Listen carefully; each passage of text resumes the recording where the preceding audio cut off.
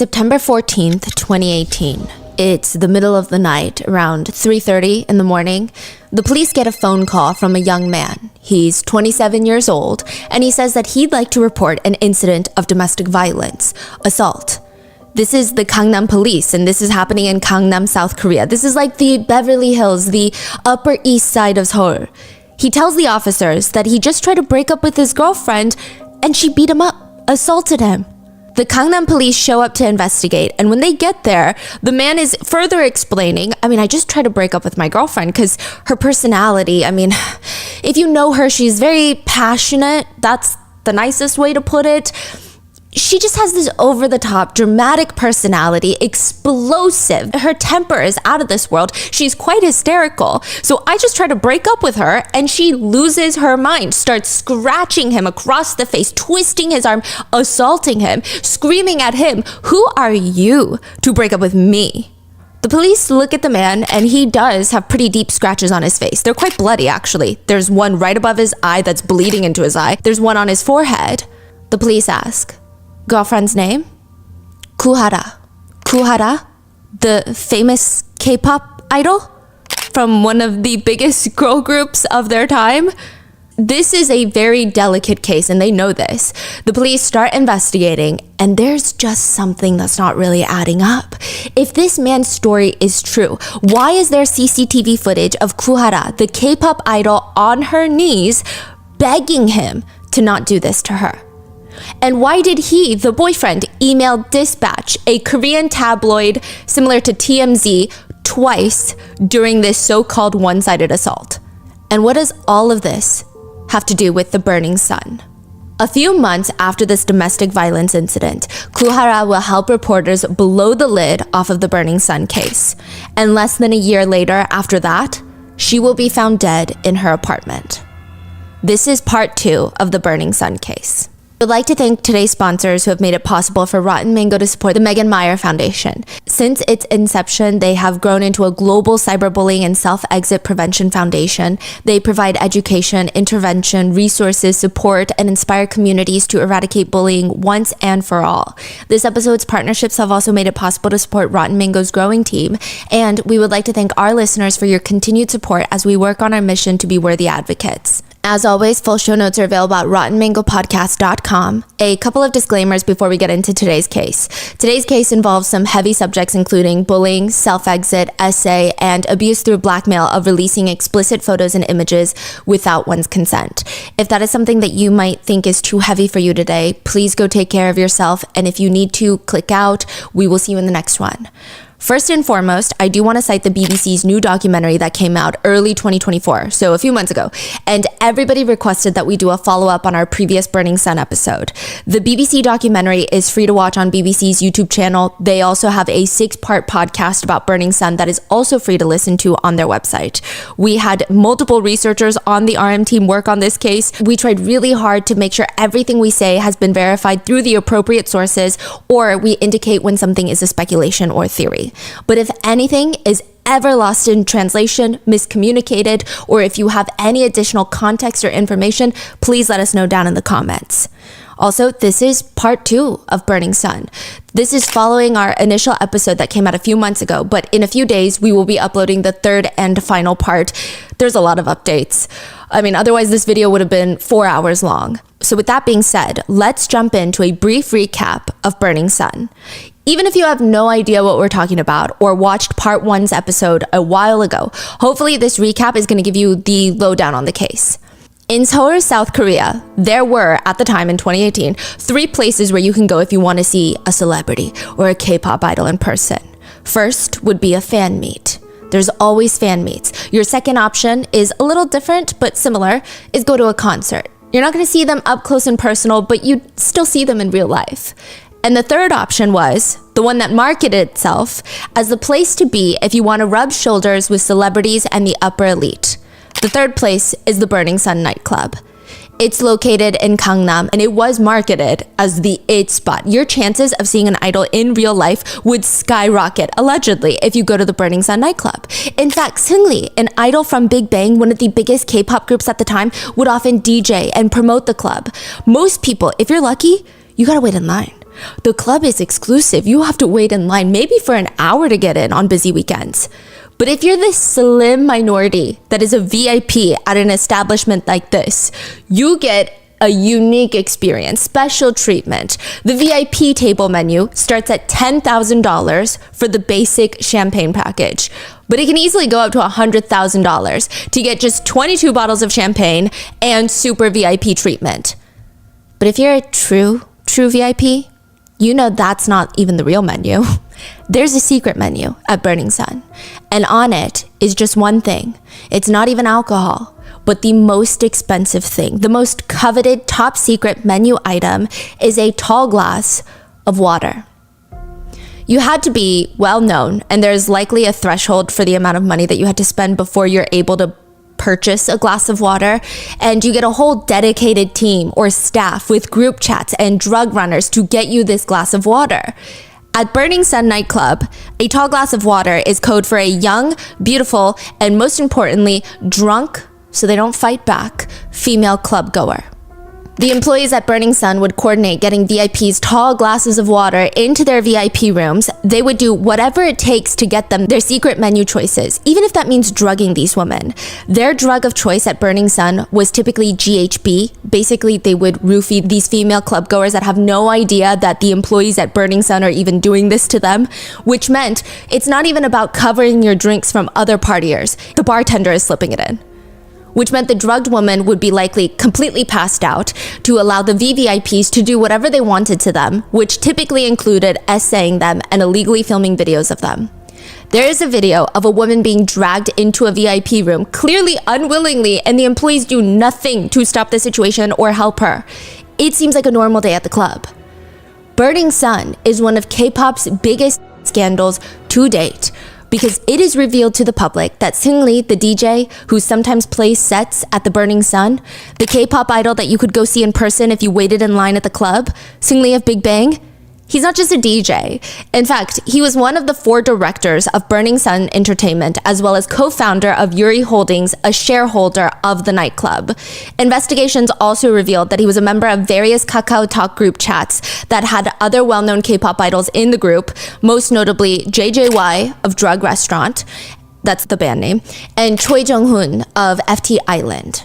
The group chat messages exposed mentions of possible police collusion, tax evasion, illegal sharing of sexual images and videos, and the drugging and R-wording of women. These videos were shared into these group chats. Additionally, it has been stated that Seungri, as a way to get investors into Burning Sun to invest in his businesses, he would procure women to sleep with the VIP investors. The central figure in the Burning Sun case is Seungri from Big Bang. The chat logs can be split into 2 different types of activities. One, which consists of Seungri sourcing women for his VIP investors, and 2, which consists of Seungri and other K-pop idols sharing videos of women that they have slept with consensually and sometimes not consensually, and videos of women that look like they are drugged and appear to be unconscious and did not consent to intimate relations or to being filmed. There were some supporters of Seungri, even after he pled guilty to so many of these crimes, that stated that he was not in any of the group chats that shared illegal videos of women. Even after our first Burning Sun episode, I actually got emails of people being like, you don't know what you're talking about. And that the chat rooms are 2 unrelated group chats entirely. And to those people, I think that they're entitled to their own opinions, regardless of if it's rooted in reality or not. However, I do hope common sense finds you soon, and I do wish them the best in their journey of self-healing that will hopefully come one day. In May of this year, 2024, new footage and chat logs that have never been seen before were published by the BBC, where there is clear, irrefutable evidence that Seungri was in those group chats that shared explicit videos of women. One piece of evidence provided by the BBC, Seungri responds in a group chat to a video that is sent of an unconscious woman being essayed. That was released by the BBC.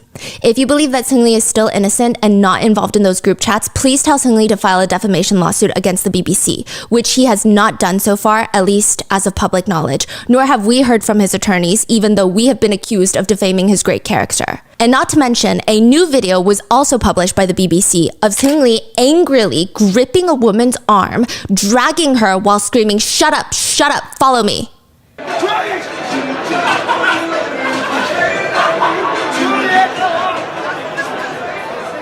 She clearly tries to sit back down. She does not want to go with him. She seems intoxicated and is doing her best to resist.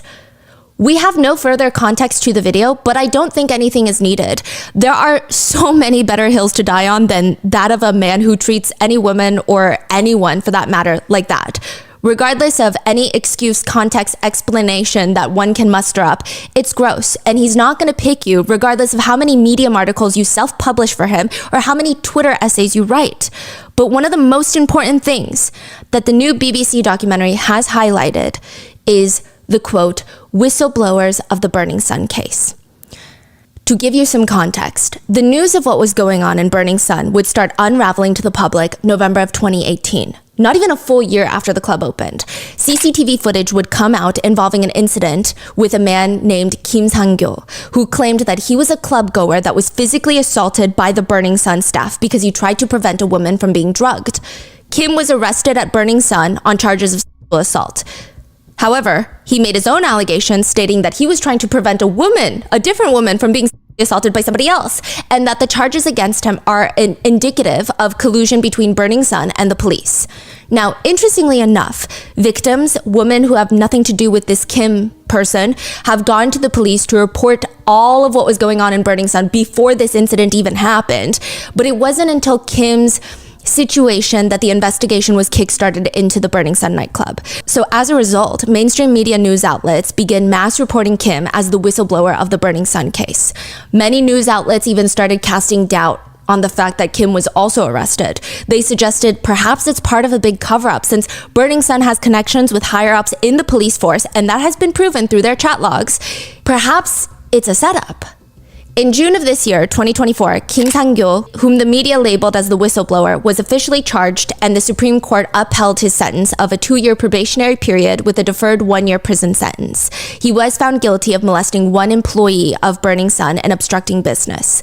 A few netizens have used this prosecution as proof that Kim Sang-gyo was, quote, the real predator behind Burning Sun, and that Seungri specifically was scapegoated, framed, and his involvement was exaggerated to further push some sort of weird narrative, and some go as far to claim that Seungri is actually innocent. So much so that the hashtags apologize to Seungri and hashtag justice for Seungri started trending. Oh my gosh. However, the majority of netizens, with some common sense, believe, no, Kim Sang-gyo can be a whistleblower and a criminal at the same time. Similar to how a K-pop idol like Seungri can leave a lasting imprint on the K-pop industry and be a criminal at the same time. Those things are not mutually exclusive. So for a few netizens that are still unconvinced, please take it up with the courts. The official guilty verdicts of just a few of the men involved in the Burning Sun, including the controversial whistleblower, are as follows. JJY was found guilty of gang R-wording, filming and distributing illegally recorded videos. He was sentenced to 5 years in prison.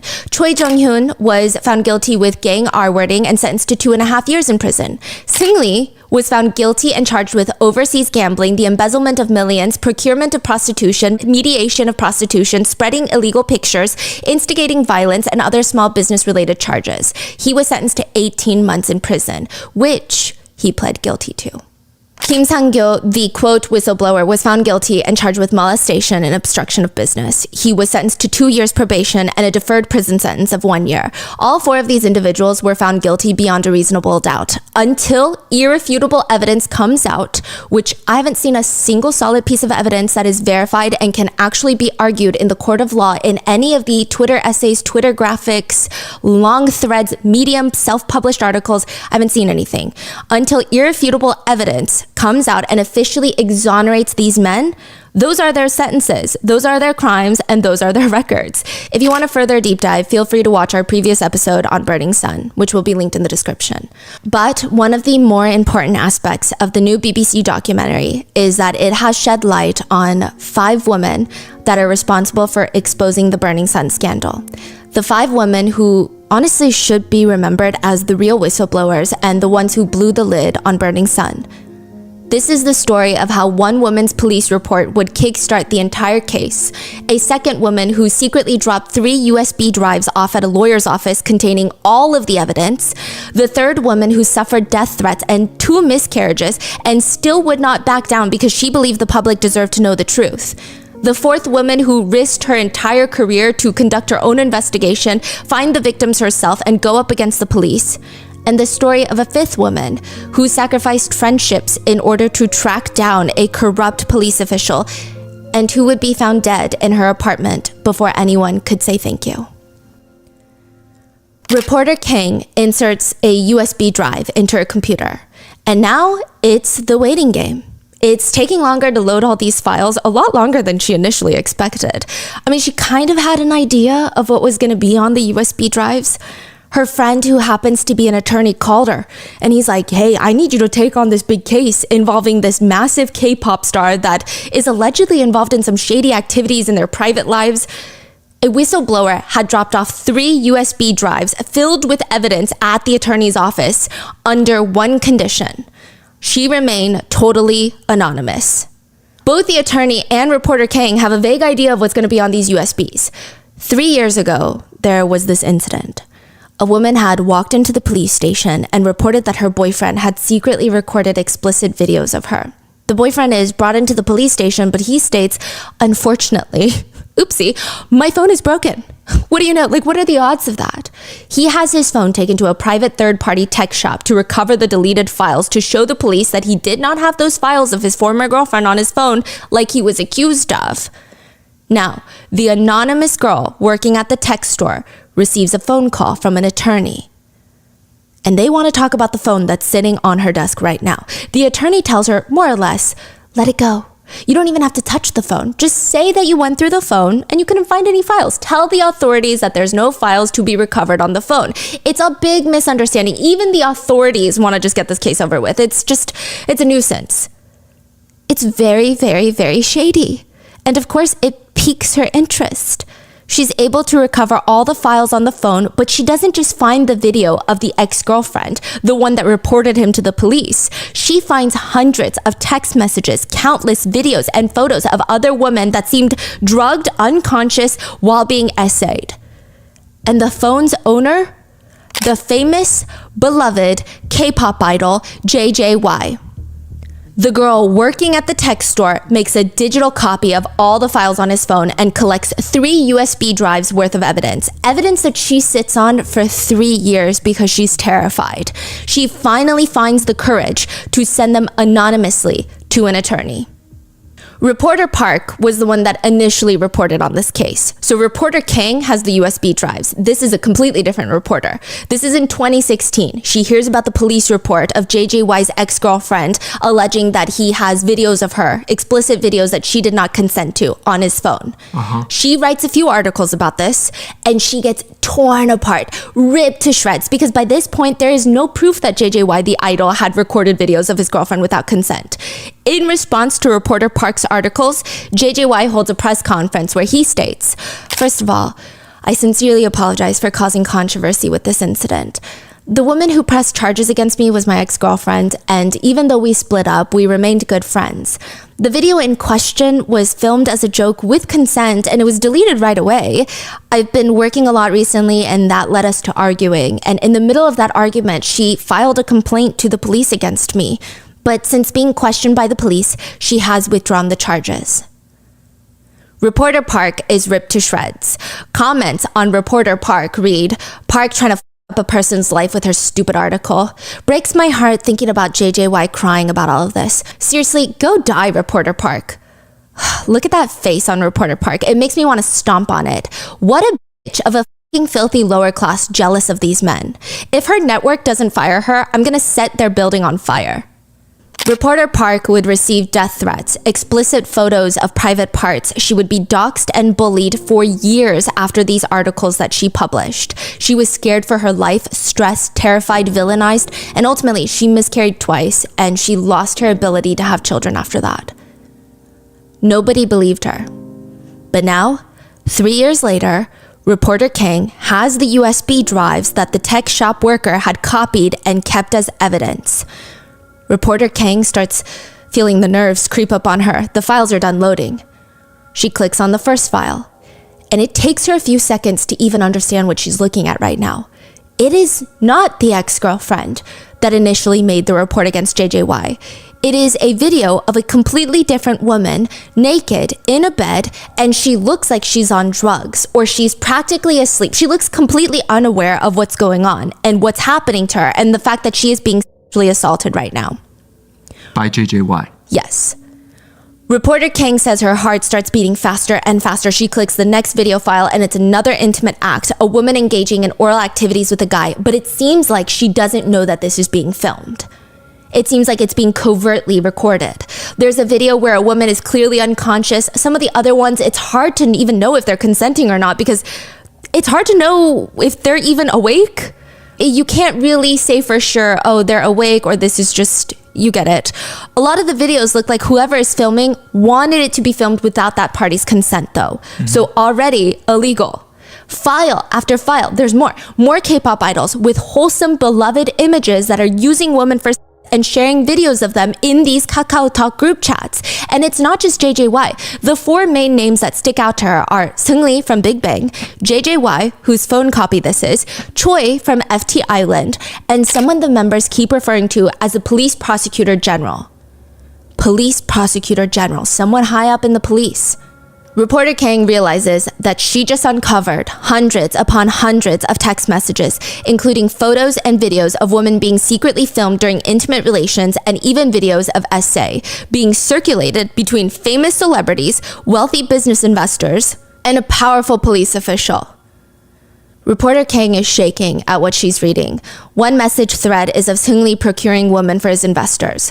He texts into the chat, "This Christmas, instead of us having fun, let's make others happy and feel satisfaction vicariously through that. Chairman Oe sends his yacht with crew and chefs from Japan to Busan every summer for us, so let's give him some fun this time." In another message, he writes, "Girls, get the good ones that give it good." A man named Kim responds, "I'm calling them right now, but I don't know if they'll give well. I wonder if they're only giving well, considering it's you guys?" JJY writes, "The Chinese ones will like the girls that look like they have a lot of plastic surgery." A man named Yu responds, "I'm getting the prostitutes ready now. When the two of them get here, Mr. K can take them to the hotel rooms." In another message, Seungri writes, "Wasn't yesterday's party so f***ing awesome? I can acknowledge that girl. I'm so into her. Her sister's also really fine." JJY responds, "Right, her sister was a real surprise. There were a lot of hidden gems yesterday." The guys complained that there were too many guys at the party, to which Seungri writes, "We can just get rid of them. Let's have them together. All of us. In Korea, we can just have them all together and I'll just go marry a foreign girl." In another, JJY writes, "Let's all get together online, hit the strip bar, and rape a girl in the car." Wait, hold on. You say one of the Sunni say like have them in Korea and then I go marry a foreign girl? Yeah, so they're talking about how they don't want to marry a passed around girl, basically. Wow.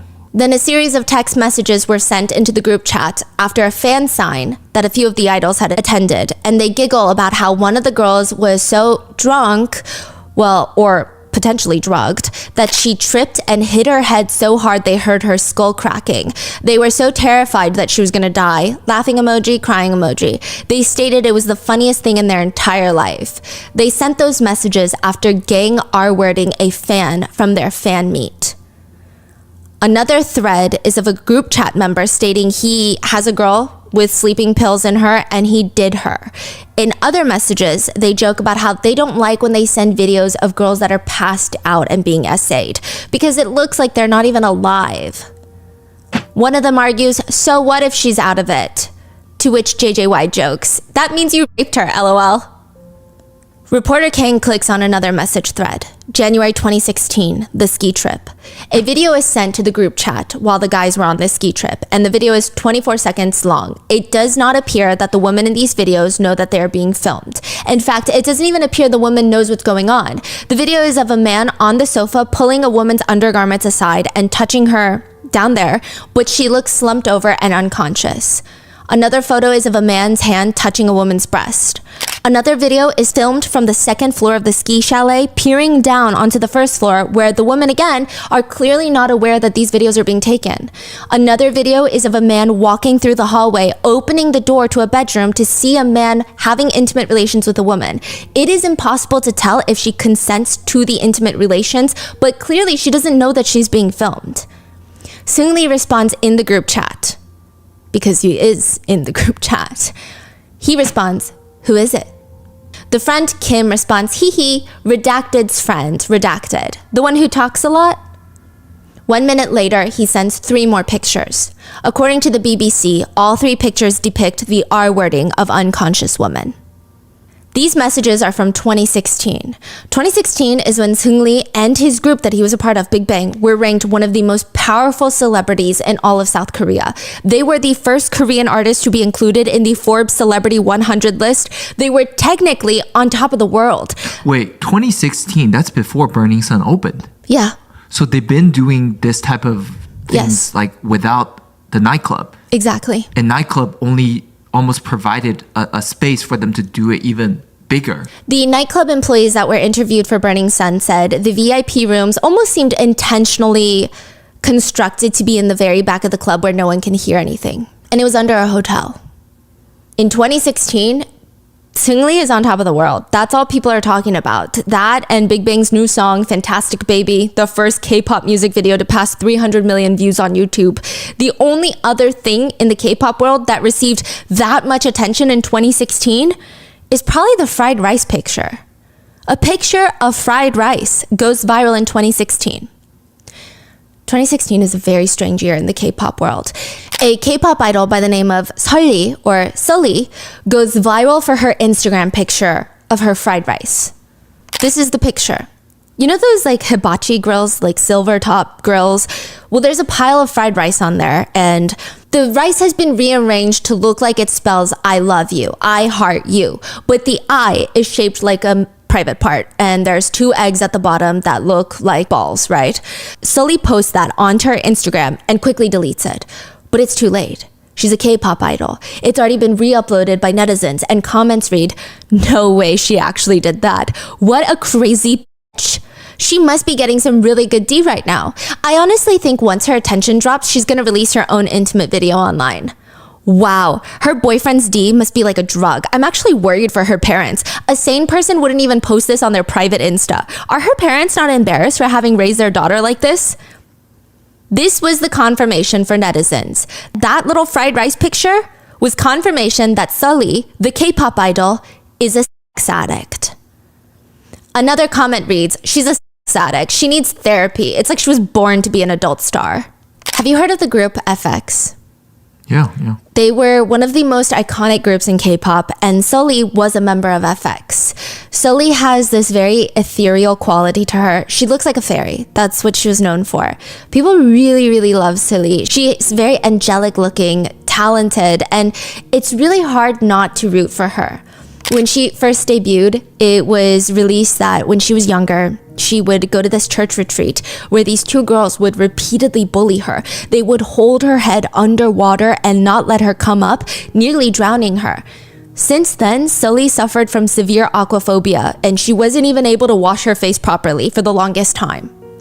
But she's like, that's not going to be my life. I am determined to challenge myself and overcome it. So one of her biggest bucket list items was going scuba diving, which she is eventually able to check off. She has this very it factor about her. A famous director would even say she's confident, shines under bright lights, and has the face of a princess. Of course she was going to be famous. 2013, 3 years before the fried rice scandal, Sulli's image comes crashing down. She is caught by the paparazzi spending time with this rapper named Choiza, or I guess the English pronunciation would be Choiza. There is just a lot to unpack here. Choiza is around 33 years old at the time. Sulli is 19. They have a 14-year age gap. On top of that, Choiza's rap name is allegedly after his, quote, large penis. So, at first, both parties do not confirm the dating rumors, but a netizen posts on a forum about how they found Choiza's lost wallet and it had pictures of Sulli in it, which, like, what are the odds? People start going crazy at this point. Again, their agencies are still denying the dating. SM Entertainment, the agency that Sulli is signed with, says Choiza is only a senior in the industry who's like an older brother to Sulli. They are not dating. Since they're close, though, they do meet often. Eventually, the relationship gets confirmed and all hell breaks loose. It's just unleashed on mainly just Sulli. I mean, I think we can all have our differing opinions on what age gaps we're comfortable with, but their relationship is not illegal. She was of age when they started dating, and I personally feel like I can't comment considering she seems to have a lot of love for him even after they break up. But I would hope that they were just good for each other, right? But there is a problem with how netizens react to the news of their relationship. After it's confirmed, news starts coming out about how Choi is this romantic guy. He writes love songs for his girlfriend. That's the image that he's receiving in the media. Meanwhile, Sulli's Instagram is flooded with people calling her a sex addict, mainly because she's dating someone with a stage name that refers to his private parts. Which he even later states he regrets his stage name for the sake of his mother. She's so mad at him for it. He wishes that he could change it, but it feels too late now. Basically, netizens feel like Sulli is a slut for dating someone older than her. And on top of that, they start dissecting her Instagram pictures, ripping them apart. This is like the beginning of micro-analyzing every single picture that she ever uploads. Her every little movement, her every little breath is micro-analyzed. These are just a few that netizens have a lot of issues with. One of them just shows her wearing a cute mini dress that is sheer, but you can't really see anything other than the outline of her thighs. Another one is her near a poster of a woman's butt, and it's like those cheeky little shops, you know, and they have the neon lights, and she has her hand on the butt, and she's looking back at the camera pouting, fully clothed, like modest clothing at that point. Another one of her is doing a split, fully clothed, but it's not even a split. It's like a regular Pilates pose. She's just doing a back handstand and it's like splitting. It's a Pilates pose. It's working out. And another one of her is in shorts, leaned up against the wall. All very normal, if not even pretty tame pictures to post on Instagram for a celebrity, but some netizens truly believed this was confirmation that Sulli is a full-blown addict. They started flooding her Instagram with comments like, Sulli's a star now. Is this really the sweet Sulli we knew? She just becomes crazier and crazier. Is she out of her mind? She just wants to suck Choi-ja's private parts. She has no talent, but she's good at being a pervert. She's ruining her own life. Where is the pure and innocent Sulli now? I don't like her anymore. She's a One netizen sums up the quote controversy really well, which is, an idol performs as a sexual object, but must pretend does not exist. So they're saying SM Entertainment and all these agencies in K-pop will sexualize their idols to nobody's end for commercial success. But the minute that the idols themselves choose to do something with their body, that's not even inherently sexual. It's disgusting. It's vile. It's filthy. Right. It's like this weird, sick gaslighting game that these people are playing on themselves. The controversy becomes so big that either indirectly or directly, it leads to Sulli leaving FX, the group. She states that she will still be managed under SM Entertainment, but will pursue acting. It is around this time that Sulli starts spending a lot of time with another famous K-pop idol, Goo Hara. The two almost become best friends, inseparable, and they will die within a month of each other. Goo Hara is a singer that debuted with the girl group Kara. So both of them are from like the most massive girl groups of all time. Kara was huge back in the day. They are one of the most memorable girl groups. They were one of the most popular South Korean girl groups in Japan. And out of the 5 members, Japanese netizens once nicknamed Goo Hara specifically the most beautiful Korean girl group member. In Korea at one point, she was even nicknamed Goo Barbie. And around the time that Sulli's dating scandal breaks, Goo Hara has her own dating scandal. She's photographed at a park, walking around holding hands with a man. It's nighttime, so it does seem like the two of them are walking around at night to avoid being seen. It seems more of like a private little escape. That's what it looks like. The man in the picture with Goo Hara is Highlight band member Young Junhyung. And Highlight is a K-pop group. Yes. And just wait, he's gonna come back around during Burning Sun. Interestingly, but not surprisingly, Sulli and Hara are the ones that are mainly criticized and bullied for being in a relationship with other famous celebrities. At the time, the two guys, they don't really get much, if any, backlash. Sulli is accused of being a addict and a whore for dating someone over a decade older than her. Interestingly, he doesn't get hate for dating someone a decade younger than him. And as for Hara, a lot of toxic netizens just hate the fact that Junyoung didn't choose them and that he chose Goo Hara. Even though this is Goo Hara's very first public relationship, she's a full-fledged adult, netizens give her the title of being boy obsessed. Even though she spends almost every waking hour at work, performing, practicing, doing tours in Japan, in South Korea, and doing other work-related events, she is considered boy-obsessed. All she can think about in that pretty little head of hers are boys. At this point, some netizens are so riled up about her relationship with Highlight member Chunyoung that they're willing to do anything to prove that Goo Hara is not worthy of dating him. Some netizens make it their full-time job to find something, anything that's going to confirm what they've all been thinking. Goo Hara is not special, she's really not that pretty or talented, and she's not deserving of Chunyoung. That's what they're thinking. They're honestly like vultures. They act like they're working for the CIA, when in reality, they're not being compensated. It's not their job. They're weirdly obsessed. And instead of arguing something is for national security, they're just straight up trying to bully someone on the internet. Someone that doesn't even know that they exist. And they find what they're looking for.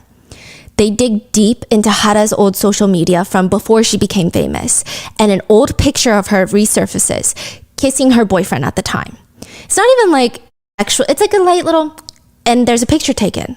They keep digging. They come across a series of photographs that look like Hara and her then boyfriend. This is again before she's famous and her boyfriend's also not famous. There are a series of photos that look like, from context clues, they're celebrating her birthday and maybe a dating anniversary. That's what it looks like, which is fine, but netizens find a few problems with it. First, in this series of pictures, there's one photo of Hara and her boyfriend taking a picture in the mirror. Her boyfriend is holding up the camera and she has her arm around his shoulder. To me, the picture looks really normal, but a lot of people said that looks very suggestive and sexual. Then, some of these netizens do more digging. They look for any sort of identifying pieces of furniture or layout in the place that the pictures are taken, and they cross-reference them with houses, hotels, pensions in the area, and they come to the conclusion that the couple were renting out a pension for this anniversary event. A pension, first of all, it's staying the night together at a place, which is crazy to them. Now, to give additional context, a pension is a short-term rental. It honestly is just like renting out an Airbnb, but Korean netizens have stated the idea of spending the night at a pension with your significant other is regarded in Korea as the same as spending the night at a hotel or a motel with your significant other. Basically, you mention the word pensions, and Koreans will assume is involved. Then the third thing that netizens hunt down is the picture of Hara. And the picture is horrendous quality, but you can tell it's Hara, and she has this cake in front of her, and they count the number of candles and discover she's turning 17. When all of this starts circulating on the internet, Goo Hara's friends come out to say, actually, we were all there celebrating her birthday. You can't see us in the pictures, but we were all there celebrating her birthday as a group, and this is wild. You guys are insane. Like, netizens need to calm down. The netizens are on a rampage, though. They're out for blood. They're not going to stop now. They go as far as calling the listed pension, asking about reservations that would have been made that year under the name Goo Hara. No? Then what about these names? The list of Goo Hara's friends that came out and said that they were there. The manager stated there were no reservations under those names. The netizens take that as, okay, that means it must have been under Goo Hara's boyfriend's name, and it must have just been them as a couple. They go back to the fine print of the pension listing website, and it says this specific pension only allows reservations for couples. They go through the listing photos. You can see a shower is made of glass, and you get a clear view from it from the bedroom, so it kind of feels like a love-centered pension. The netizens say this is basically a love motel. So there. They did it. They did all of this work to prove that Goo Hara maybe had underage, or maybe she just rented out a pension so she could hang out with her boyfriend. From then on, there would be articles about Goo Hara. One article would be titled, Goo Hara Party Pictures, Mannequin Body and Perfect Proportions. So it's just talking about her body, which is already such a questionable title. But the comments would read, even years after this, we're interested in her pension, not her fashion. Goo Hara is not normal. She went to a pension that had a bathroom with glass walls with her boyfriend when she was 17 years old. Another article that has nothing to do with Goo Hara, a netizen writes, about Goo Hara's pension. It's not the idols that are going through a hard time, but the company CEOs. Stop backstabbing the companies that helped you rise to fame and treat them well. Kids these days always causing trouble.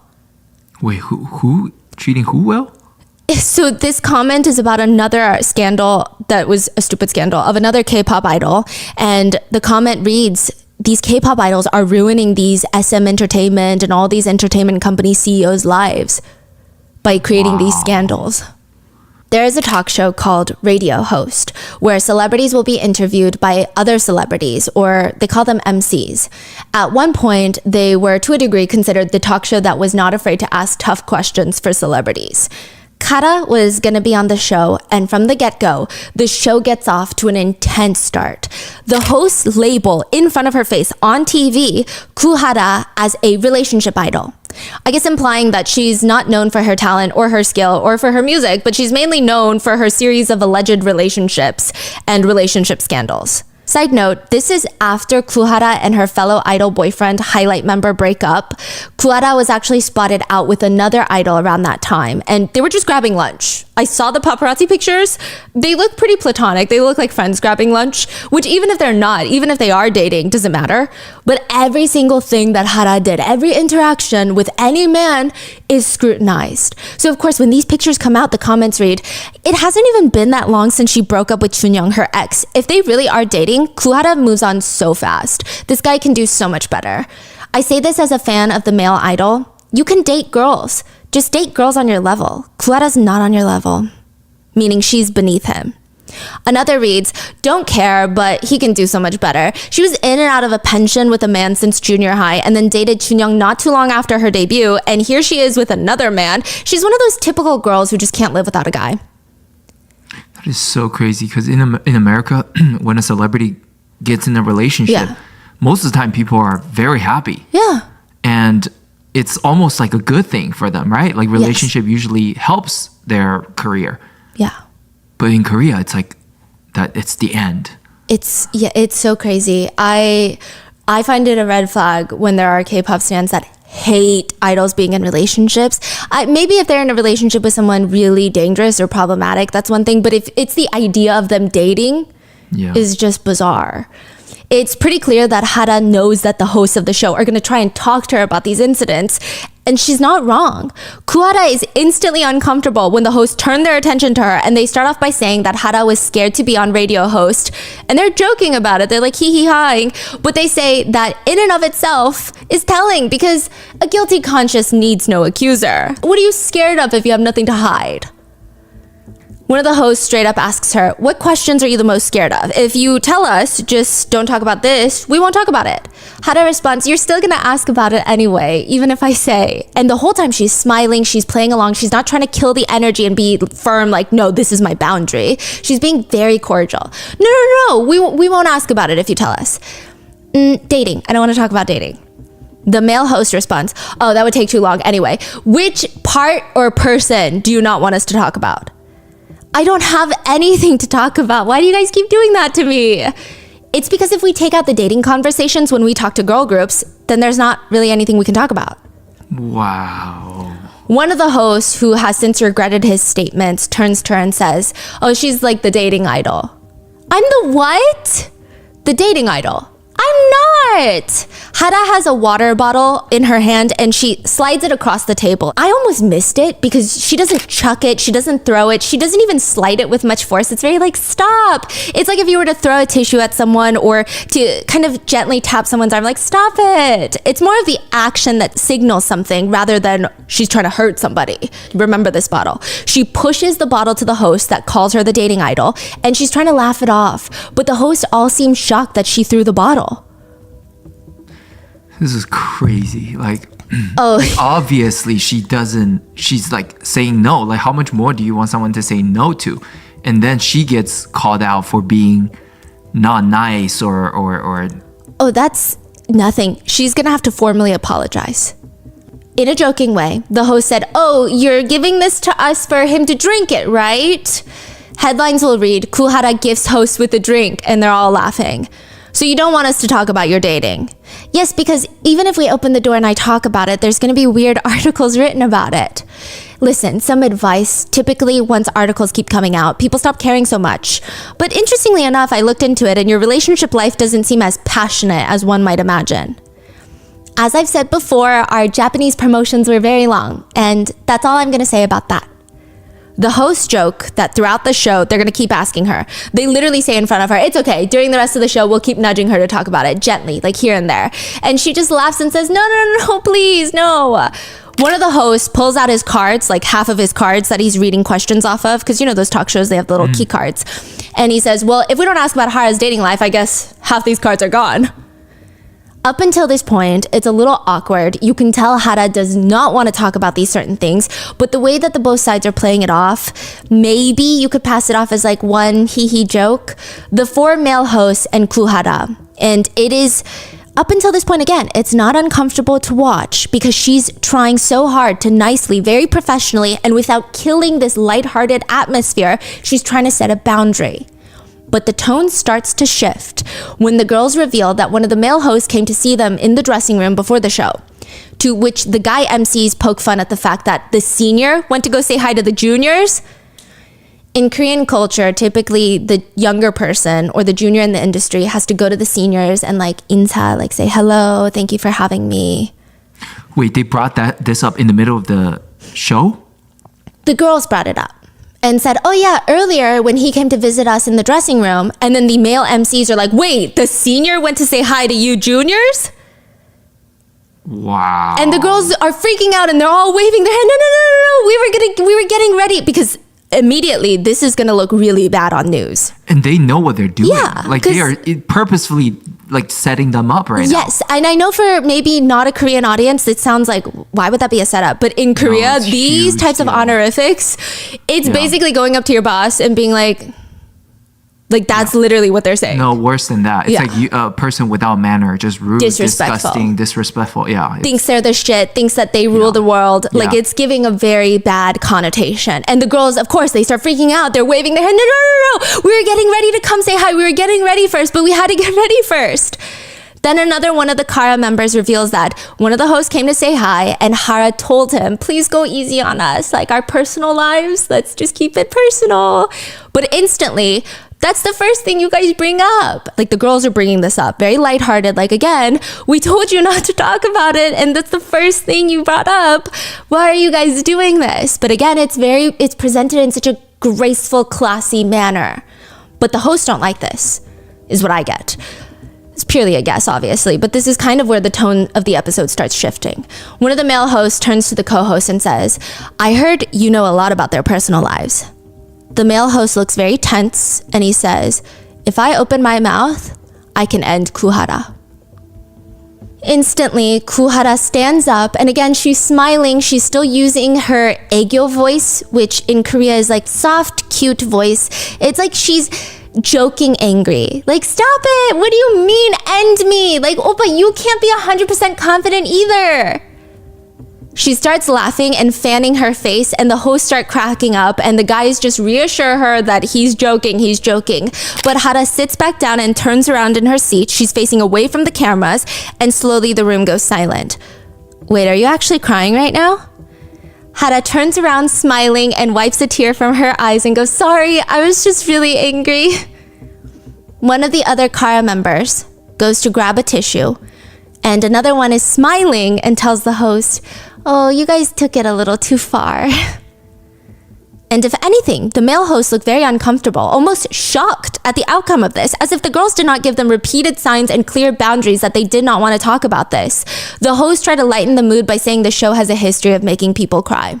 But either way, it's bad. I mean, even what he said about if I open my mouth, I can end Goo Hara, the implication of that, it's not a question of if Goo Hara is doing something that the public would not like. It frames the situation as she is, you just don't know about it. Yeah. Like exactly. she definitely is. And you can't even disprove that. Yeah, exactly. That's all people are going to talk about now. Yeah. Now, a few things to note. The whole time, Hara remains completely civil, professional, sweet. She's using aegyo the entire time, even when she's trying to indicate that she does not want to talk about this. She's playing along. She does not kill the mood. She does not make anyone feel uncomfortable. Even when she's crying, she's laughing it off and saying, sorry, I was just too angry. She's not being somber in the corner, like crying, like, why are you guys doing this to me? It's not like that. She honestly held herself with so much grace considering the situation. At this point, a few things to remember. Again, in the K-pop world, dating is not the same as Hollywood. It is a scandal. Even talking about allegations of dating is intense. Hara is already being bullied. She likely felt immense anxiety at even the mention of the word dating, because every time that word gets brought up, she can probably see all the hate comments, the cyberbullying, the lost ambassadorships, just her whole career that she's worked her whole life for, going down the drain. For what? For allegations of dating? She's trying to tell the host nicely not to talk about it, but instead they make jokes. They hint at the fact that they know things that would end her career, insinuating she's doing bad things. I mean, watching this clip, I just don't see how anyone would not feel for Hara's frustration or side with her. Side note, the host will later state that the episodes are scripted. So the male host said, the one that said he could open his mouth and end Goo Hara, he said that all of it was scripted. He has since apologized, and he actually did leave the show because he just felt very uncomfortable, apparently. Some say he left because military enlistment, I don't know. But the comments at the time read, the male host obviously looked very taken aback. I mean, look at his facial expression. It got tense. Did she seriously throw a water bottle in front of so many of these huge seniors? So she was sitting next to JYP, which is also a huge name in the industry. He said like 0 during this entire conversation. They keep bringing JYP up. How is she doing this in front of JYP? What's the point of even coming onto the show if you're going to act like this? It's not like she doesn't know what the show is about. Which, side note, like I said, the water bottle throwing, you can't even really call it that. Like, you really can't. Also, you think Hara has a choice in the show she goes on? Her agency very likely told her, you're going on this show. Another comment reads, this is the first time I changed the channel while watching Radio Star. I never really cared for Kara or hated on them in particular, but their attitude is just ridiculous. I could feel the male host in shock. So many industry seniors, and they dare act with such disrespect. They need to be taught immediately. They're so disrespectful. Another reads, kids these days, Goo Hara, I heard you bought $1 million building. If you make that much money without having any talent whatsoever, you can handle shit like this without crying. Another reads, empty-headed with no talent whatsoever as a singer. Seems like these girls think they're worse shit just because they're a bit popular. Who do they even think they are? I really am not the type to leave comments like this, but I'm just too angry. Exactly what do these girls think they are to go around acting like this at a place with so many seniors sitting around screaming and crying about their own mistakes, accusing a host of not being proud of his own past? And why is Goo Hara's face so unnatural? Her eyes are all swollen, and it's obvious that she's done some work to her lips. If Hara doesn't want controversy for dating, then please act with some dignity. She cried and ruined the entire atmosphere over something that wasn't even a big deal. Obviously, she's hiding something for her to be crying like that. The male MCs, they look so awkward. And who does her fellow member think she is, butting in like that, defending her? God, they're such a mess. Another comment just reads, you better answer the questions. Do you think you're a princess or something? You need to provide for the pay you're being given. So disrespectful. Cry all you want, cry for 100 days, your controversies aren't going away. There was a netizen poll done around the time where people were asked if they believed the MCs if they crossed the line or if Goo Hara crossed the line. 91% of netizens that answered the poll thought Hara crossed the line. Hara had to formally apologize for crying on the talk show and formally apologize for not being professional after being harassed. Yeah, she had to apologize for making the male host feel uncomfortable. Side note, if you compare Hara's comments from her segment on Radio Host to interviews that her ex-boyfriend from Highlight did after their breakup, they should be the same, right? He should also be considered just as controversial as her, just as girl-obsessed, because it takes 2 people to date. The comments on the segment read, it's been so long since he and Hara broke up. Leave him alone. See, this is why celebrities don't want to be public with their dating life. It gets used against them over and over again on shows like this. I always thought he could do better anyway. Let's move on from these comments. This is the best Radio Star could come up with, asking about Goo Hara. Goo Hara isn't even relevant these days. Oh wait, so he went on Radio Host as well. But these are the comments. Yes. People are defending him. Yeah. They comment, Chunyoung has achieved so much in his career, and yet they ask him these low-grade questions about his dating life and Goo Hara? Why would the host even think that's appropriate to ask about Goo Hara? How would he feel if someone grilled him about his ex-wife?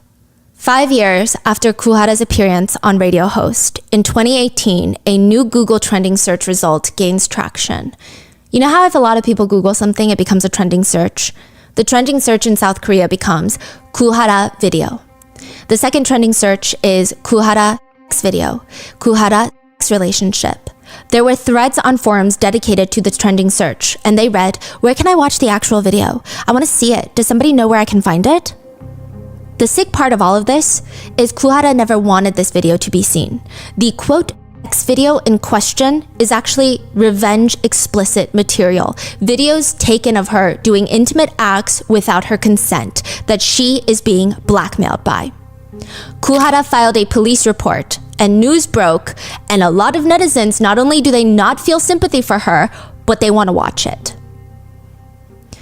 The whole situation with the search trends starts with the assault case between Goo Hara and her ex-boyfriend. He's a hairstylist that we are going to be calling CJ. This all starts unraveling September 2018. This is from the beginning of the episode. And I'm going to tell you how it's reported, because during the unraveling of the situation, there were a lot of people switching sides. The tides just keep turning. Obviously, hindsight is 2020, but at the time, I think it's important to note the types of comments that Goo Hara is getting throughout this whole situation. Initially, reports start coming out that Goo Hara assaulted her boyfriend for breaking up with her. I will say, after this one singular report, Hara receives a lot of hate because, the only report there is as of this point is that she hit her boyfriend. But even then, some netizen comments are just questionable. They write pension, cigarettes, living together, violence. The answer's all there. She's crazy. She just dates nonstop, as if she cares anymore about what the news says about her. She's rich enough to own a building. Another reads, "I heard she does drugs, so her boyfriend wants to break up with her and she goes to the extreme to get him to stay." But that same day, a second report is released, a very short one. This time it states that Goo Hara has reported to the police that this was a two-sided assault case. She told authorities that it was CJ that hit and kicked her first. The Gangnam police seem to agree with the fact that they both harmed each other, because the Gangnam police would later report, "It appears both parties assaulted one another." And this causes even more confusion amongst the netizens. There are a few groups of people now, people that support Hara, people that support neither and think that physical violence is never okay regardless of who started it and who ended it, and people who are questioning both parties' stories, saying, "I personally don't understand the man. Even if she hit him, he basically tattled to the police. Was he not able to resolve it between the two of them? I feel like he's using her status as a celebrity against her." Some people start questioning if Hara's boyfriend even hit her. Why? Were they there? Why would they question if Hara was ever hit? That's such a weird thing. Did they receive special anonymous sources? No. They said, let's be real. The boyfriend let her hit him. If he really wanted to beat her back, she'd be hospitalized right now. She doesn't realize how grateful she should be, but instead she's accusing him of assaulting her too. If he really beat her, she'd be hospitalized and his life would be over. That's gender discrimination for ya. Soon, a third report comes out. This report states that Hara is currently in the hospital. She's currently being treated for injuries sustained from the incident with her boyfriend. She's being treated. Almost immediately after that report is released, Hara's boyfriend CJ, the hairdresser, sits down with the news network to share his side of the story. He says, "I didn't know that me calling the police for both of our safety would become such a big issue. Some of the news reports are reporting things about me that are just completely false without consent, so I decided to do this interview. I didn't break into Goo Hara's house. The passcode for the house is the day we met, and we were using the space together," implying that they moved in together, which is a huge implication in Korean society, before getting married. "I'm just shocked by the malicious comments. Currently, I'm unable to receive help from anyone. I don't know what to do. I'm also in pain physically and emotionally. If it's a crime to be the one to request a breakup, then it's my fault. However, it's not a two-sided assault case. We used to be lovers, but now we're separating with scars like this, and it just pains me. I may be a non-celebrity, but I hope that Hara herself will reflect back on this, apart from her status as a celebrity, and apologize to me."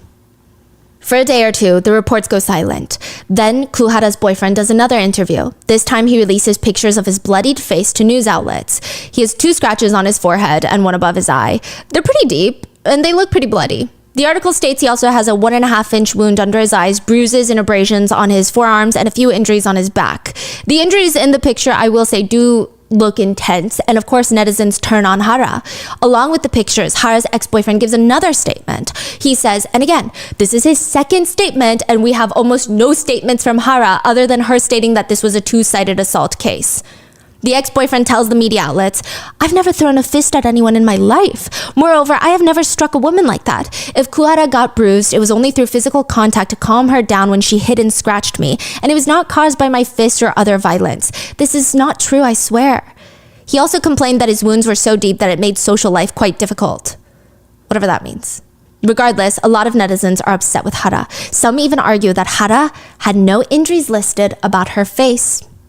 She showed up to the police station and she had no injuries on her face, but look at whose face he has injuries. They stated that if two people are violently assaulting each other in a domestic violence situation, they will go for each other's faces because it's a heightened emotions, which means because she has no scars on her face, he didn't assault her. Which is crazy. People are just exposing themselves as potential domestic abusers because what are you saying? Side note, at this time, Korean news outlets, one of them, they used this picture for the article, which is of Goo Hara allegedly assaulting her boyfriend, but the picture is from Goo Hara on a variety show, boxing another contestant, and it's a mid-action shot where she looks like she's about to punch the other contestant, and I'm sure it's all fun and games, like it's within the game parameters, like that's what she's supposed to do. But to use that in an article about domestic violence where it's questioned right now who the assaulter is crazy. Yeah. She could be a victim. She could be the pure assault. We don't know anything at this point, technically. But they use that picture of her. Other netizens speculated that the injuries on CJ are so bad, so strong, that no girl can do that. No skinny K-pop idol can do that. So that leads netizens to believe and openly speculate Goo Hara must be on drugs. Drugs give you superhuman strength. That's the only way you can inflict those injuries on a full-grown man. Goo Hara then releases her side of the story with dispatch. She does not come alone either. She brings her roommate. Let's call her Bella. They call her Mrs. B in the media files. Bella is Hara's roommate, and she was there when the assault took place. Goo Hara brings her phone with messages between her and CJ, her ex. She brings her full medical records, a full account of what happened that night. The two girls tell dispatch, this is what happened. And it all starts because of a work lunch appointment. A few days before the incident, Hara had to go to lunch with her manager and a guy who also works in the industry. So literally it'd be like going to lunch with your male coworker. And it's not even just a guy that works in the industry. She's supposed to do a photo shoot with him. She's not even that close with him, and they had this upcoming photo shoot, so this lunch, they're going over all the details with the manager. But Hara knows the minute she even mentions that another guy is going to be there, that it's not just her and her manager, it's going to be a whole thing. CJ is going to blow it up into some big deal, and they're going to fight over it, and she just omits that detail. She tells dispatch, he's usually very good to me, he's caring, but whenever any guys come up, we fight. If I get a call from a close colleague or an oppa, he becomes very scary. He says things that shouldn't be said. I didn't want to fight because of that, so that's why I didn't tell him if there were going to be guys at that meeting. It was the same day. I just didn't want to cause any trouble that day. Bella butts in. He was suspicious of even all of her work relationships. He always checked on her by asking, who is he? What are you doing? And if she went drinking, he would say really harsh things, disturbing things that are difficult to hear. Hara would lie because she didn't want to fight, and the vicious cycle would just repeat itself. Actually, Hara once tried to break up with him, and she wrote a letter saying, let's just end it here. And he burned it in the restroom. In summary, the guy loses his mind if she's around another man, and he seems terrifying when he's mad, which is why Goo Hara tells him she's just going to lunch with her manager. He finds out. He finds out that there's another guy there, and instead of self-reflecting on why his girlfriend might feel the need to lie to him, he blows up. Hara tries to visit him 2 days after the lunch to try and explain to him why she hid it from him, explain the situation, but he doesn't want to hear it. He kicks her out. He does not talk to her for the rest of the day until 12:30 in the morning. CJ gets drunk, shows up at Goo Hara's house. He gets in through the front door because he knows her house key code. Most Korean residences have a keypad instead of a key. He punches in the code, lets himself in, and starts looking for Goo Hara. Hara is sleeping in her roommate's room that night. They both just fell asleep, talking to each other, hanging out. He finds her, and he's standing over the two girls, and he starts using his foot to kick Hara. He's pissed. He's kicking her nonstop. Are you sleeping? You're able to really sleep right now, huh? The roommate, Bella, wakes up, but it's so uncomfortable, so she just pretends to still be asleep, and she says that he sounded very, very drunk. Eventually, Hara gets up and tries to talk to him, but he's getting very emotional. The two of them leave the roommate's room to figure it out in private, and Bella can hear them. And at first, it sounds like muffling, like they're arguing, but trying to keep it down. Slowly, it turns into full-blown fighting, and not just screaming, but Bella can hear things being thrown, can hear people being slapped, she can hear furniture being broken. Outside, CJ is grabbing Hara by the hair, throwing her around. Hara is fighting back, trying to get him off of her. He has scratches on his face. He throws Hara up against the wall and throws a pretty big air purifier at her, which air purifiers are the size of small carry-on suitcases, like the one it's pictured. They're not small little humidifiers. He starts pushing her, swearing at her, and Hara fights back. She screams, "Who are you to push me? Who are you to curse at me?" Which I think in English, it sounds very much like, "Who are you? I'm better than you. Who are you? You're nothing," right? But in Korean, it's a little bit different. There's some missing context. It's typically used more in the sense of, "No, I'm not going to put up with this treatment." Like, it's almost like self-talk. Yeah. It's like, "Who are you? Like, I'm not going to take this from someone. I'm not going to do this. I'm going to stand up." Rather than, "I'm better than you, who are you?" Like, it's not like that, but he does kind of try to spin it like that later. Bella rushes out of the room, and Bella sees in Hara's room the whiteboard on the wall knocked off. The door is broken. The air purifier is partially broken. Hara's face is swollen. Her jaw looks messed up. Her arms and legs are swollen and scratched. And CJ tells Hara, "I'm going to f you over. I'm going to make sure your career is over." Eventually, things calm down, enough so that CJ starts gathering up all of his stuff. He starts making his way down to his car. And to back that up, there is CCTV footage of both of them in the elevator at around 1:20 in the morning. They're both standing in the elevator, somewhat analyzing their wounds in the elevator mirrors. CJ is carrying luggage, and again, presumably his luggage after breaking up with Hara, and he's smoking a cigarette in the elevator. Which, side note, a lot of K-netizens pick up on this detail. So first of all, you're not allowed to smoke in elevators. And second of all, in Korean culture, it's just considered a man who smokes in front of a woman, especially a romantic partner, unless that woman smokes, it's a very stereotypical guy image you get. Like, it's a very specific man who does that. And he's just like smoking in the elevator in front of her. It's kind of like, I guess, a trashy look. So that gets used as evidence later, but I'm just bringing it up because there's a lot of discourse. Anyway, CCTV footage shows them heading into the parking lot where CJ gets into his car, turns it on, and he just sits in his car idling for a little bit. He's sitting there at 1:26 a.m. sending an email. Keep this detail in mind. This email is very important. No way. Then he drives off and texts Hara once he's gone. He just texts her, no words, 2 video files. The first one is a 30-second clip of them being intimate, then another 8-second clip. It is a threat without words. Yeah, it's a threat without words, but he tries to spin it. Just wait. Goo Hara does not respond because she's busy calling the guy that she had lunch with, the male coworker. There's a lot to unpack here, but it appears that him sending this message to her, sending her the videos after their fight, it's definitely a, "Hey, look, I'm gonna spread these. Look what I have over you." Why does Goo Hara immediately call the guy that she and her manager had lunch with? Because previously, CJ told her that he wants both of them, Hara and the guy coworker, to get on their knees and beg him for forgiveness for that lunch. Goo Hara is trying to give this unhinged blackmailer what he wants because he's threatening her. But because she's calling this guy, she's not responding to his text messages. And every time CJ calls her, her phone has a busy tone and he texts her a few minutes later. "You're like a real estate agent, unreachable. I'm wondering why I have to wait. You said to come, I can come to you. Never mind, my trust was broken because I can't reach you. So you're just gonna leave? You told me to make the call to the guy. You sure are on your phone for a long time." Squiggle, squiggle, like he's trying to make it very passive aggressive. Wait, so at this point, Goo Hara is trying to call the guy To come. to apologize to him? I'm sure she's trying to explain, and this would be like the world's biggest favor, and I'm sure as like a fellow industry professional, he probably would have. Yeah, because but that just shows how desperate she was. she even calls the head of her former agency, but it's like 2 a.m, no one's picking up. She said, "You told me to tell him the whole story so he would come and kneel. Let's meet and talk. He said he's coming. He said he's almost arriving." Talk? I don't want to talk. Why should I talk? Like I said, I'll have him kneel before you. What difference would that make? You said that's what you want.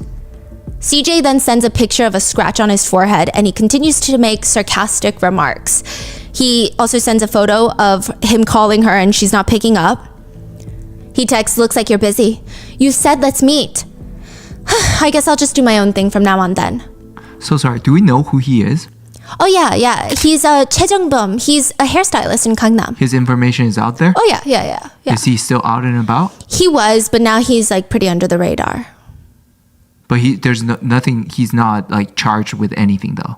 He does later. He gets charged, yeah. But it's a whole thing. The judge is crazy. Everybody's crazy. Like, it's never ending. Just when you think, wow, justice came late, but maybe we'll get some justice. No.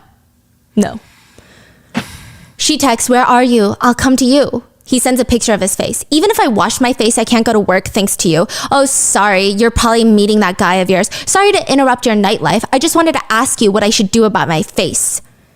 She doesn't respond. And 2 minutes later, he texts again. Hello, if you don't respond, I'm just going to go to the police. He ends up coming back to her place, and she does indeed get on her knees as evidenced by the CCTV footage. The guy friend does not show up. I don't know if she told him not to. I don't know if he was still on his way. But he calls the police and accuses her of being an abuser anyway. He conveniently makes no mention of his blackmailing or threats. Goo Hara states, the video and pictures were taken without her consent or awareness. She says she's ready to face the consequences of assaulting him as well in this two-sided assault situation, but she says, he threatened me with the video. For a female entertainer, what could be more terrifying? I acknowledge the hurt I caused. I will be punished for it, but what about the other hurt he caused me? He's a blackmailer. Her medical records also that she gave to Dispatch, which is saying a lot on how desperate she was to get the truth out there. Dispatch is a tabloid that ruins people's lives. Like, the fact that she trusted them and went to them is like, she is truly just like trying to get the news out there. She's like, please, someone needs to believe me. Because, you know, tabloids, celebrities, they have very tense relationships. Doctors listed on the reports that Hara suffered from uterus and vaginal bleeding, multiple forearm sprains, seizures, and more. The vaginal bleeding is unexplained, whether it's from trauma or from any other condition, but it is stated in her records. Dispatch releases pictures that shows all the bruises on her arms, legs, wrists, hands, knees, ankles. It's pretty intense. The bruises aren't even just brown. They're bright red, like blood blotches all over her body. And for the few netizens that still don't like Hara for some bizarre reason, further proof that she's telling the truth, CJ, Hara's ex-boyfriend, sent 2 emails to Dispatch, the same tabloid, that night. Hara came out with the piece through Dispatch. And then he reached out. No, he reached out during the assault. Right. Night of the assault. And then later, Hara went to Dispatch, and Dispatch was like, you know what? We trust you also because of this. Okay. And they're like, one of the emails that they received from her ex-boyfriend was at 1:26 a.m. that night before the police are called. This is when he first gets into the car to leave, and he's sitting in the parking lot idling. An email to tabloid Dispatch reads, I have a report to make about Goo Hara. Please give me a call. The second one is sent at 4:20 a.m., which would have been after the police came. It reads, subject, report on Goo Hara. Message, it won't disappoint. Please contact me. I can't send videos or pictures right now, but if you don't respond quickly, I'm going to reach out to another network instead. You really won't be disappointed. I will say at this point, either netizens don't know about what's going on, or they're not keeping up with the news, or they're on Goo Hara's side. I would imagine if somebody is not, they need a lot of self-reflection. But CJ does not stop. He's on truly some unhinged mission to ruin Goo Hara, even if it means taking himself down. CJ, the ex-boyfriend, responds this time with his attorney, and the attorney states, it is true that the video exists. In terms of how the video came to be filmed, it was Goo Hara who wanted to film the video first, and over 80% of the video was led and filmed by her. When my client asked, why are we filming this? Goo Hara replied, I want to treasure a loving memory. While filming, when the phone fell down, Goo Hara set it back up. The fact that Goo Hara led the filming of the video can easily be confirmed through the video. Okay, but that still doesn't explain the blackmailing with it. It doesn't make sense. Okay, yeah, they filmed it, but he's literally threatening her with it. Yeah. The attorney says, if his goal was to leak or exploit the video, wouldn't he have already done so? Well, he was going to. Yeah, he was trying. I'm sorry he was unsuccessful, but he was trying. But he keeps yapping.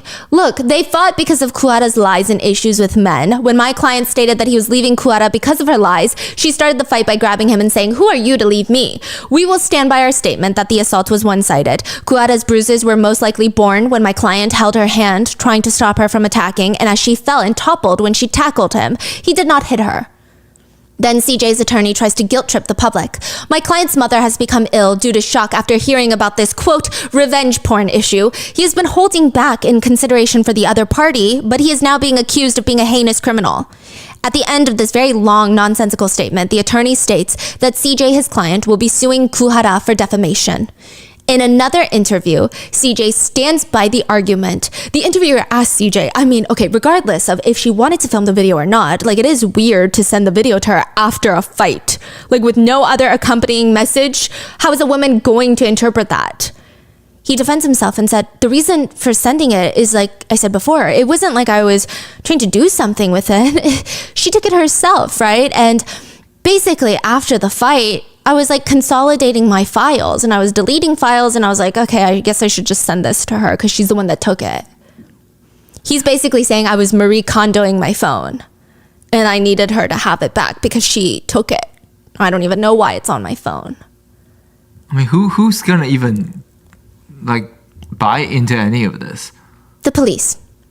The police agree with CJ. During the investigation, the police concluded initially they will change their mind, but they conclude that there is no definitive evidence that CJ was going to intentionally spread the video.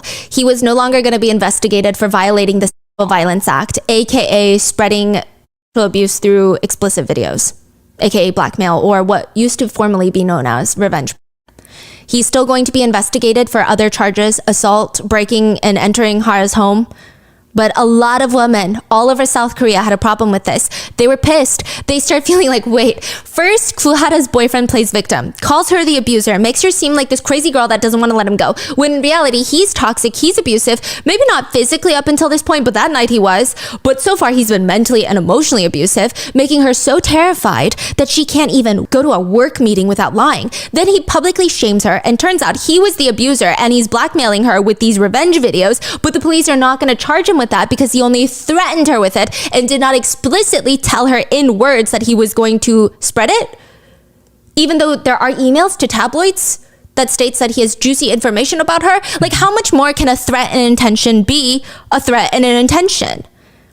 A petition was started by K-netizens to strengthen the punishment for even the possession of revenge videos, regardless of whether or not it is distributed. The petition gained over 200,000 signatures in 5 days, which is really fast in Korea. And the prosecutors would somewhat listen. The new indictment would state, CJ used a cell phone camera to take pictures of the victim against her will, including her thighs, kicking and cursing at her while she was sleeping, pushing her chest with her hand, dragging her to the closet, kicking her in the stomach. When the victim clawed at the defendant's face, he threatened her by sending her a video via messenger, and he stated to her in person, I will end your celebrity life. So this whole incident will turn into a massive legal battle that lasts multiple years. But once the initial sympathy for Goo Hara dies down, her steadfast haters who literally have no job but to hate her, they come back out of the woodworks. They will use this situation to call her a boyfriend beater, call her ugly, and a liar. Goo Hara goes silent on social media for a while. And back in November, so a few months after, she comes back with an Instagram picture of, it looks like she's walking into a room and the room is called the crying room. So she takes a picture of the sign that reads crying room. What year was this, by the way? 2018. The caption reads, I'm in pain and I'm tired. A lot of her fans flood the comments. We'll be with you every step of the way. Please have strength. We're rooting for you. So a lot of her fans are becoming a lot more vocal now. But even after everything she's been through, there are still negative comments that read, difficult time, but she still has to update her social media. Crying room? Just stay quiet, you fool. If I were in her shoes, I wouldn't even care about updating social media or taking a picture of some crying room. I feel like she has a different brain setup than us. If you're sane enough to log on to social media and post a picture and write a caption, it's really not hard or difficult for you right now. 8 months later, in 2019, middle of 2019, two things would happen. CJ will make a formal apology on Instagram while the legal case is still ongoing. He writes, I want to sincerely apologize for causing so many people to worry. I wasn't able to respond to messages from friends, acquaintances, and people who love me because my KakaoTalk account was gone. I apologize once again for making so many people worry for so long and for causing disappointment. I want to live in repentance for causing such deep disappointment to my peers who trusted and worked with me and the people who supported me and my family. With this kind of heart and with the help and support of others, I've been able to open up a salon after all this time. I'm lacking in a lot of ways, but as always, I will do my best as a stylist. Signed, Choi Jung-pom. Wait, so he came out to promote his new business? Yeah. He used his apology, that's not an apology, to soft launch his new hair salon. It was shut down, yeah. because What do you mean it was shut down? people were like, we're not going there. He had to close it down. But around the same time, May 2019, Goo Hara posts on Instagram, I'm tired of pretending that I'm happy and everything is okay. I don't want to cause concern among other people. A few days later, she posts another Instagram picture with just a cryptic word. Goodbye. After seeing that, Hara's manager starts panicking, starts calling her, no response. They drive to Hara's house and find her unconscious and in critical condition. She attempted to self-exit. Thankfully, her manager rushes her to the hospital, and the comments under the articles about her attempted self-exit read, "Attention whore." She'll look back on this in a few years and cringe at herself. The true attention whores never actually die. They feel satisfied with the attention they get from it. No point in worrying about celebrities. They're all rich and live well. They only appear once in a while when they need attention. 2 days after the incident, Hara is basically forced to make a public apology. She says to the media and to the public, I'm sorry for causing concerns and causing a big deal. In terms of health, I am recovering. I had been in agony over a number of overlapping issues, but from now on, I will strengthen my heart and try to be healthy. And I'm sorry and thank you. I will overcome it harder and show you the best version of me. While all of this is happening to Goo Hara in 2019, reporter Kang is still going through all the USB files. So now the timelines have merged. Goo Hara attempts to self-exit. Reporter Kang is going through JJY's phones, and she's releasing a few little articles about Burning Sun, but like the full death of Burning Sun is not uncovered yet. She's deep in trying to figure out who the police official is, because there's clear evidence in the chat rooms that they know someone in power that's pulling strings for them. One chat reads, and this seems from context clues to be about maybe a drunk driving issue, from Choi from FT Island. He texts into the chat, I got a call earlier from Yongsan, the police station. What do they say? The officer in charge of my case wished me a happy birthday. Ha ha ha. Another text read, some came in and took a shitload of photos of the interior of Burning Sun yesterday and snitched on us. But the police prosecutor general said they're snitching because they're jealous, so don't worry about it. He's gonna sort it all out for us, hee hee. Reporter Kang, she's already released a few articles about the chat rooms, but right now, finding out who their inside connection in the police is the most important part. It's such a crucial part of the investigation. They can't go to the police with the evidence of the chat rooms until they figure out who these officers are and which departments are involved, because if they hand over the evidence now, the police might just cover it up. There's too much on the line to take a chance like that. In 2019, reporter Kang is sitting there, pulling her hair out, trying to figure out who this police officer is, when her phone rings. Hello? There's a soft voice on the other end. Hello, reporter Kang? This is Goo Hara. A K-pop idol reaching out to a reporter is unheard of. And for what? To help. Goo Hara said she wants to help. Hara tells reporter Kang that she read the articles recently released about Seungri, JJY, and Choi. She knew them. They were all friends at one point, and they used to come over to her house and hang out. And she didn't realize at that point, but she does remember now seeing some things on their phone, and it just was weird. Like, I don't think she saw anything crazy, but she was just like, I don't know, the vibes were weird. And I guess with your articles, it just clicked. And I do think something is going on. I think you're right about it. Reporter Kang had never had a K-pop star talk so frankly with her. Usually their image is so tightly managed, they don't speak without attorneys or without a prepared statement they don't deviate from. Maybe it's something in Hara that makes reporter Kang just trust her. Because technically, she could have been told by the guys to call if they're all friends.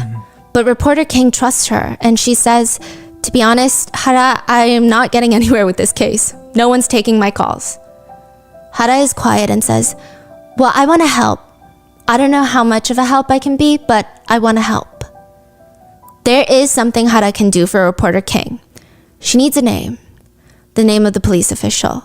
It's never mentioned in the messages. Clearly, reporter Kang can't ask the police. She can't ask sources without tipping these involved off. She can't ask the parties involved, obviously, like they're going to tell her. She tells Hara, in the Kakao messages, they keep referring to a police contact that makes their problems magically go away. Someone they call the police prosecutor general. He helped with drunk driving charges and other fines, just making them vanish. Can you get me the name of the police official? Hara is rather friendly with most of the idols involved, and this is before she knew what they were doing with Burning Sun. I mean, it's a small industry, so everyone was kind of friendly with them. But she was actually pretty good friends with Choi from FT Island, who is also involved in the chat rooms.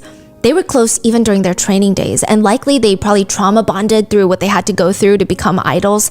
And I'm sure Hara, even after what she went through with her own situation with her ex-boyfriend, she likely has a lot of sense of feelings of betrayal for what Choi is accused of doing at this point, because this is her friend. He's a good friend that's accused of committing very similar acts to what her boyfriend did to her. It's a lot to deal with, but she tells reporter Kang she's gonna get Choi on the phone and they can record it. Hara manages to get Choi on the phone and tells him, she doesn't lie to him, she doesn't secretly record him, she convinces him to tell journalist Kang what he knows about the police official. She tells him, I can help you, tell the reporter everything you know. Reporter Kang speaks. It appears he's someone very high up. Choi says, yeah, we actually met once and played a round of golf together. I heard he's currently at the presidential residence working for the president. He did work for the police. It's a police officer named Yoo Kyung-gun. Side note, I don't want anyone to think Choi messed up, but here he is willing to talk to a reporter and maybe showing remorse. No, it's very clear Hara is the one that made him admit it. Reporter Kang was able to record the conversation, and this was the big break in the case. Kang's reporting on the police officer with connections to the president's office that's helping out K-pop stars who are under investigation for crazy crimes. After that report, a wide police investigation ensues, and the Burning Sun investigation would only grow bigger from there. But reporter Kang cannot help but wonder, why would Goo Hara help her? I mean, don't get me wrong, she's forever grateful, but people in Hara's shoes probably would not, especially right now, not too long after her self-exit attempt, after her countless battles with the media depicting her in this horrendous false light. Why would she reach out to reporter Kang? To have someone in the industry, the inside world, calling a reporter who's in the middle of bringing so many of those people in that industry down, that's a big deal. Reporter Kang said, yeah, it can't have been easy for a celebrity to just cold call a reporter the way she did. Hara was incredibly down to earth and brave. I was so grateful she was courageous enough to ask around for my contact number and reach out to me first. She said she wanted to help in any way to reveal the truth, and she was a really, really big help to us. What stays with me is that Hara was the one that persuaded Choi to talk to me. And within a few months, Goo Hara would be dead. And reporter Kang, along with the rest of the public, could not help but notice some very sick parallels in Goo Hara's life and her friend Sulli's life, two of the most hated K-pop idols at the time, and the parallels between their scandals, their life, their career, compared to Seungri, JJY, and Choi, some of the most beloved K-pop idols of the time, and how the ones that are actually worthy of love do not get it until it's too late. This is part 1 of this episode. Part 2 will be uploaded on Sunday, where we will cover the new updates of Burning Sun, how all the guys are trying to make a comeback, and the deaths of both Sulli and Goo Hara. So, please stay safe, and I will see you guys in the next one.